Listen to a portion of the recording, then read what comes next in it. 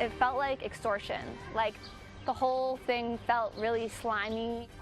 High dollar payouts, homes held hostage. This is impacting sales and rental prices across the District of Columbia. And the News4 I-Team has uncovered loopholes in an old D.C. law that is now being exploited for profit. Investigative reporter Jody Fleischer shows us why experts say it's driving up the housing costs for the rest of us.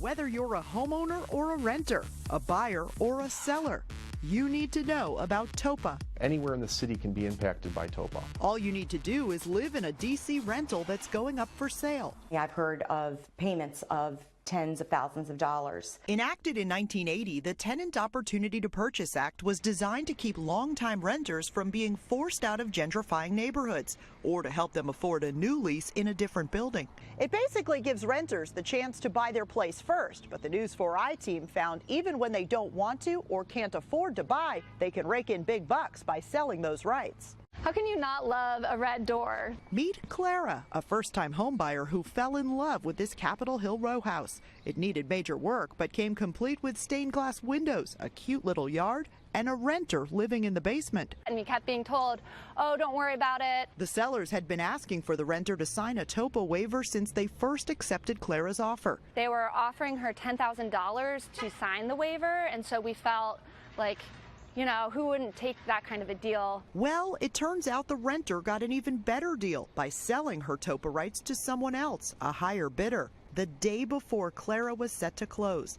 That bidder got to buy the house instead. I mean, it was really frustrating. I had a legal agreement with the seller to buy the place, and I felt like it was kind of being ripped out from under my feet. Tenants have now become more savvy about taking advantage of the letter of the law. DC Realtors Association President Colin Johnson says it's happening more and more. Buyers and sellers forced to pay renters to keep them from using TOPA to hold up a sale. I've heard payoffs as high as $50,000 to $100,000, depending on what the circumstances are.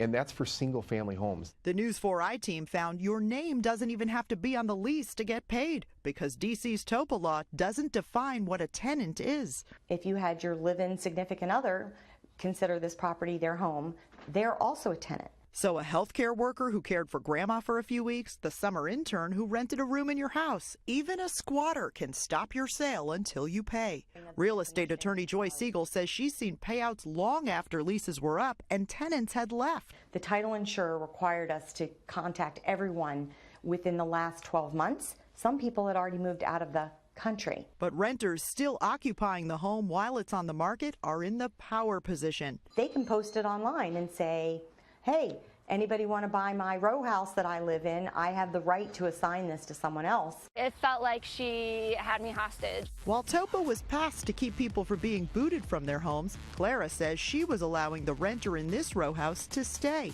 But in the end, the renter forced Clara to leave instead. I was up for collaborating with her, but instead what I got back was, what's your best offer? Had I known, I would never, ever rent property in Washington, D.C.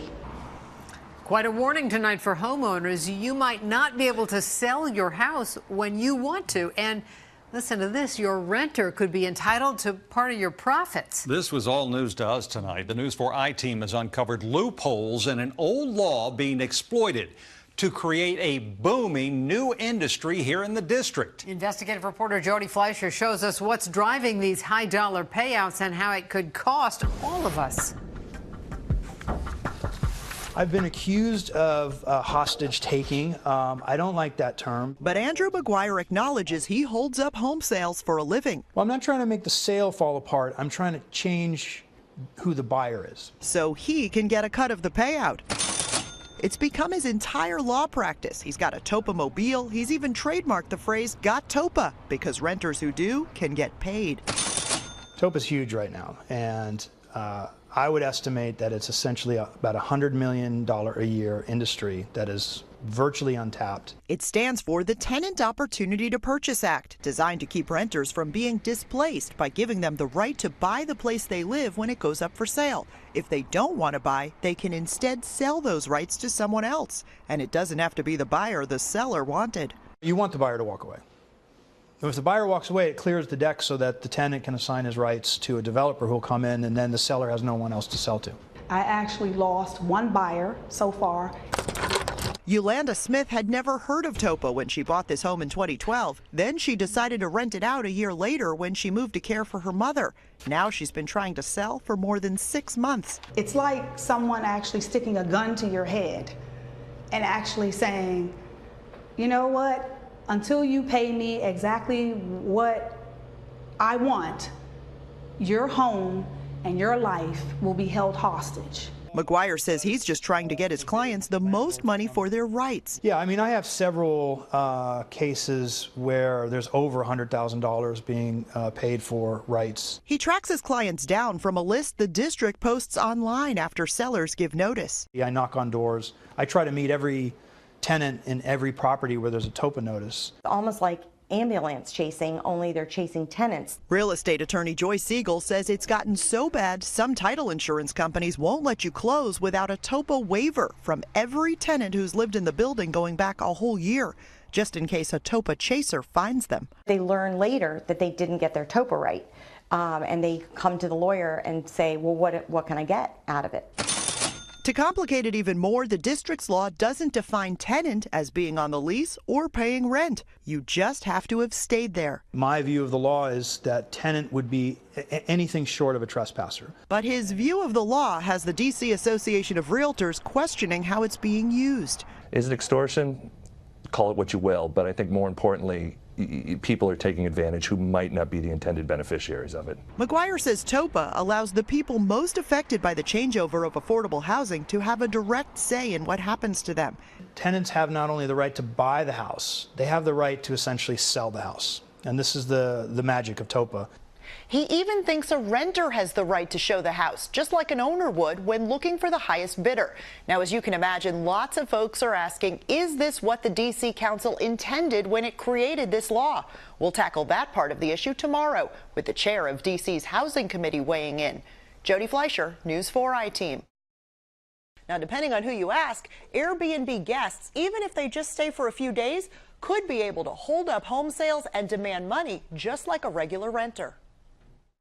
With prices high and inventory low, properties in Washington, D.C. don't stay for sale for long. It's tight. I mean, in the rental market and in the resale market, it's very tight. Jacqueline Battistini sees it every day in her job as a real estate agent. She's also become a real estate investor, but some of her rentals aren't on the traditional market. I do know that people are starting to explore Airbnb more frequently because there's less risk involved. She's talking about the risk of a rental ransom. Tenants using an old D.C. law to hold up sales for a huge piece of the profits. One expert calls the Tenant Opportunity to Purchase Act, or TOPA, a $100 million a year industry. It's all I do. I've spent a year building this business. Attorney Andrew McGuire drives around in a TOPA mobile, recruiting renters as clients, trying to get them the most money by selling their first right to buy when the property they rent goes up for sale. Tenants have not only the right to buy the house, they have the right to essentially sell the house. And this is the magic of TOPA. The News 4 I-Team found sales all over the district have been held up by tenants delaying the process while they sell their TOPA rights to the highest bidder. Then that bidder gets to buy the house, even if the seller already had a deal with someone else. TOPA's huge right now. And it's no secret for sellers. Take a look at this recent listing advertising 6 bedrooms, 4 baths, and that all units were rented Airbnb, so no TOPA required. They can make roughly the same amount of money, and should they decide to sell or change their minds about what they're doing, they're not putting themselves at that risk of being held hostage. Or are they? McGuire says since D.C. law doesn't define what a tenant is, Airbnb guests may qualify, even if they only stayed a few days. My view of the law is that tenant would be anything short of a trespasser. So anybody out there in Airbnb, if the property is on the market and you're there, call me. The TOPA law was designed to protect affordable housing and keep renters in their homes by giving them the chance to buy. Airbnb says it's absurd to think tourists renting a room short-term would qualify. The chair of the D.C. Council's Housing Committee agrees. We usually do not think of a short-term visitor as having TOPA rights. That was not the intention of the law. But she's heard of it happening. And in fact, the seller from this property told the News 4 I-Team his buyer decided to pay the Airbnb guests to sign over their TOPA rights just in case. Well, that's why we've got to have legislation to address this matter. Jacqueline says if they don't, more and more landlords might keep their properties off the regular rental market, lowering inventory even more. I could see how in the future it could have an impact. Action after a News 4 I-Team investigation into a decades-old law. The I-Team showed how the law meant to protect renters is being exploited for huge payouts and even holding up home sales. That's right. Now a D.C. lawmaker has introduced a bill to try and fix this problem, but investigative reporter Jody Fleischer is here now with why critics say this bill doesn't go far enough. Jody? Well, Leon, D.C.'s Association of Realtors calls this bill a baby step toward keeping tenants from holding homes hostage. Renters can already sell their right to buy the place they live, demanding tens of thousands of dollars. The new law would cap those payouts at $1,500, but only in one very narrow sliver of situations. The Housing Committee is proposing a change. It's a change that would be groundbreaking, and as with most housing-related legislation, likely not without a fight. But Councilmember Anita Bond says she's up for it and told her D.C. Council colleagues the Tenant Opportunity to Purchase Act, or TOPA, has problems. Significant controversy has arisen whether TOPA is being misused by some tenants to exact large amounts of money. It's a controversy exposed by the News 4 I-Team last month with a series of reports on high-dollar payouts to renters who drag out home sales by refusing to sign over their rights to buy the place they live, instead selling those rights to the highest bidder. It felt like extortion, like the whole thing felt really slimy. Bonds is focusing her new legislation on single-family homes, like this one, where a buyer told the I-Team she lost her sale within hours of closing. The renter walked away with tens of thousands of dollars from the new buyer. People are taking advantage of it. The original law was designed to protect affordable housing and keep renters from being displaced by developers and gentrification. This is our starting point. It's really to begin the dialogue. The bonds bill only limits payouts to renters who live in an attached property where their landlord also lives. It does not address homes held hostage by tenants who rent the entire home or part of a home where the owner lives elsewhere. It's concerning that this was how they approached this. The D.C. Association of Realtors wants legislation to eliminate TOPA rights in all single-family home sales. Does this, as written, fix the problem in the single-family space? No. I can definitively say that this does not correct. It actually would probably complicate. The current law does not define what a tenant is, and the new bill doesn't either. TOPA doesn't require a lease or payment of rent. An intern who stayed for a few weeks, a caregiver for a sick relative, even squatters and Airbnb guests have gotten paid for TOPA rights. A whole industry of TOPA chasers has sprung up across the district, which Bond says the law never intended and she wants to fix. It sounds like you agree that this doesn't go far enough. Oh, it doesn't. No, it doesn't. It's the beginning of the process. Today's hearing lasted almost all day and got pretty heated. It was initially supposed to be a very narrow proposal to change the law for things like room rentals or English basements, but the council chairman went much further, instead proposing to exempt all single-family homes, and the standing room-only crowd reacted overwhelmingly. All right, okay, all right. It was the only standing ovation of the day as the audience erupted, largely filled with those sporting stickers and signs urging the D.C. Council to fix TOPA. And I understand it's the goal of the law to protect tenants, but it puts everyday people like myself in harmful situations. Lorraine Connor wept as she told council members how she feels trapped, unable to sell the property she's owned for 25 years because the renters won't leave and she doesn't have the money to pay them. Where am I supposed to get $30,000 to do that?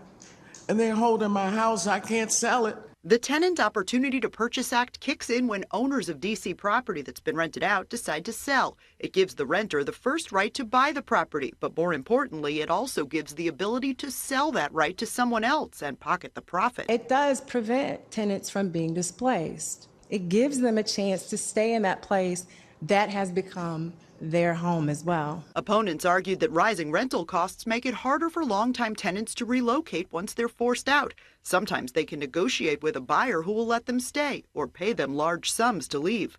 Advocacy groups pointed out that tenants could use TOPA payouts for things like moving expenses. If the tenant gets money, it's not because they're being extortionist. But most of the crowd were realtors, owners, and buyers sharing the same horror stories the News 4 I-Team first exposed in May. Renters refusing to leave, holding up home sales for months or years, demanding tens of thousands of dollars, all in the name of TOPA. I think it can be simplified so that extortion and payouts are not a part of it. I would not rent out a house in D.C. ever again.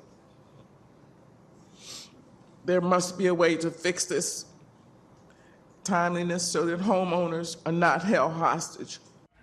Now, the way the bill is worded right now, it would not protect homeowners like the ones you just saw, but the language will likely change before the full council votes. In fact, the chairman told me he will push to make that happen.